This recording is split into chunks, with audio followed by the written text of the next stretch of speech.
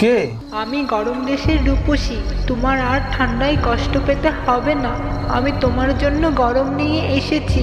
কই খুলো, দরজাটা খুলো।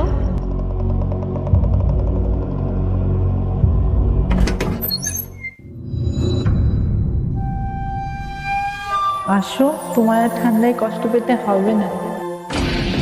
बेटा मन में लड्डू फूटा। मेरे को जाना पड़ेगा। শুয়ে পড় বাবা, তোর বয়সে আমিও এমন স্বপ্ন দেখতাম।